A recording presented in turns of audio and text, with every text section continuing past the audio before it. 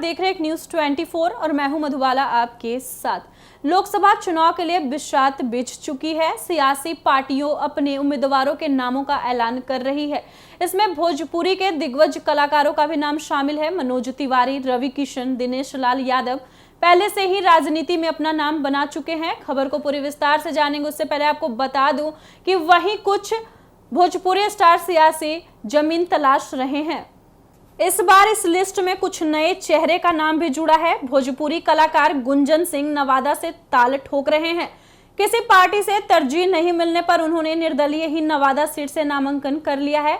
वहीं power star Pawan Singh को BJP ने पश्चिम बंगाल के आसनसोल से टिकट दिया था, लेकिन उन्होंने चुनाव लड़ने से मना कर दिया था। उनका अगला रुख क्या होगा, इस पर सबकी निगाहें टिकी हुई है। भोजपुरी सितारों का राजनीतिक इतिहास बड़ा ही दिलचस्प रहा है। चुनावी मैदान में उतरने वाली किसी भी भोजपुरी कलाकार को पहली बार में जीत हासिल नहीं हुई।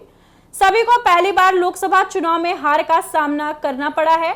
2024 में लोकसभा चुनाव में एक और भोजपुरी चेहरा मैदान में उतर गया है। चुनाव के इस महासमर में अब भोजपुरी के सिंगर गुंजन सिंह ने ताल ठोक दी है। उन्होंने नवादा लोकसभा सीट से निर्दलीय उम्मीदवार के रूप में नामांकन किया है। उनके नामांकन के दौरान यूट्यूबर मनीष कश्यप भी साथ रहे हैं। अपने आप को नवादा का बेटा कहकर संबोधित करने वाले गुंजन सिंह बीते कुछ सालों से राजनीति में सक्रिय थे। ऐसे में उनके चुनाव लड़ने की पूरी संभावना थी। किसी मुख्य राजनीतिक पार्टी से टिकट नहीं मिलने के बाद गुंजन सिंह ने निर्दलीय ही चुनाव लड़ने का ऐलान किया। उन्होंने नवादा की जनता को विकास का भरोसा दिलाया है। यहां से राजद के श्रवण कुशवाहा और बीजेपी के विवेक ठाकुर समेत 17 प्रत्याशी मैदान में हैं। गुंजन के मैदान में उतरने से मुकाबला त्रिकोणीय हो सकता है। गुंजन सिंह भोजपुरी के फेमस कलाकार हैं। दर्शकों में उनकी काफी डिमांड है। ऐसे में वह महागठबंधन के साथ ही एनडीए की वोटों में भी सेंधमारी कर सकते हैं। लॉलीपॉप लागेलू गाना से अलग पहचान बनाने वाले भोजपुरी एक्टर और सिंगर पवन सिंह ने 2017 में बीजेपी का दामन थामा था। उसके बाद से कयास लगाए जा रहे थे कि पार्टी की ओर से विधायक या सांसद के लिए उम्मीदवार बनेंगे। हालांकि पवन सिंह ने हमेशा से इन बातों को खारिज किया था। दूसरी ओर राजनीतिक गलियारों में चर्चा भी जोरों पर थी कि पवन सिंह को राजद से टिकट मिल सकता है। वहीं पवन सिंह ने इस पर सफाई देते हुए भी कहा था कि आरजेडी से चुनाव लड़ने का सवाल ही नहीं। उनके बारे में भ्रामक खबरें चलाई जा रही है। इधर आरा सीट के लिए बीजेपी ने अपने प्रत्याशी का भी ऐलान कर दिया है। यहाँ से केंद्रीय मंत्री आरके सिंह चुनाव लड़ेंगे। महागठबंधन से यह सीट सीपीआई-एमएल के खाते में गई है।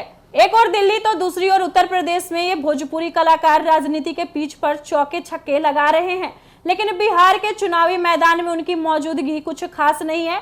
इस पर पॉलिटिकल एक्सपर्ट रवि उपाध्याय कहते हैं कि बिहार के किसी लोकसभा चुनाव क्षेत्र से पहली बार भोजपुरी कलाकारों का नाम आ रहा है, जिसमें गुंजन सिंह भी शामिल है। अब देखने वाली बात यह होगी कि जनता उन पर कितना विश्वास करती है।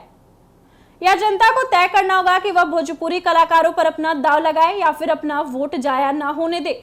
जनता की अदालत में जनता जनार्दन के मत से जीतना बहुत बड़ी बात होती है।